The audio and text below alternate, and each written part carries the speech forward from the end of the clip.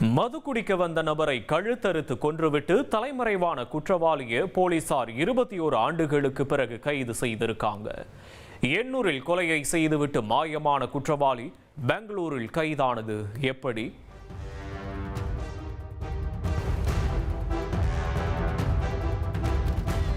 போலீசாருடன் சகஜமாக பேசிக் கொண்டிருக்கும் இந்த கோடு போட்ட ஜிப்பாவை பார்த்து துப்பு கொடுக்க வந்தவர் என்று தவறாக நினைத்துவிட வேண்டாம்.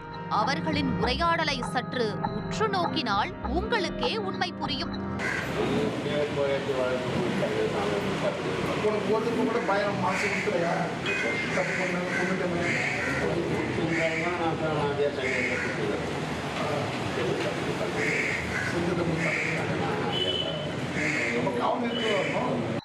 இருபத்தோரு ஆண்டுகளுக்கு முன்பு எண்ணூரில் ஒருவரை கழுத்தறுத்து கொலை செய்துவிட்டு கடலூரில் தலைமறைவான ஒரு கொலையாளி இவர்.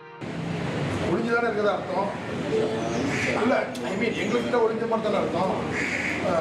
அதுக்கு ஒரு 4 கேஸ் இருக்கா, கேஸ் இருக்கவங்கள சண்டை ஸ்டேஷனுக்குலாம் போயிடலாம். அதை முடிச்சாச்சு. அப்போ கூட அந்த போலீஸ் ஸ்டேஷன் ஊரை மாற்றி, பேரை மாற்றி, மதத்தை மாற்றி, தொழிலை மாற்றி, யாருக்கும் தெரியாமல் குடும்பம் குட்டியுடன் சந்தோஷமாக வாழ்ந்து வந்த இந்த கிரைம் கிங்கை போலீசார் எஸ்ஐஆர் படிவத்தை வைத்து தேர்தல் அதிகாரி போல நடித்து கைது செய்துள்ளனர். அவங்க கேட்க மாட்டாங்க, நீதான் கொலை பண்ணிருக்கேன்னு சொல்லணும்ல, சொல்லல. உள்ளுணர்வுல உறுத்துதுன்னா அப்ப நீ சொல்லிருக்கணும்ல.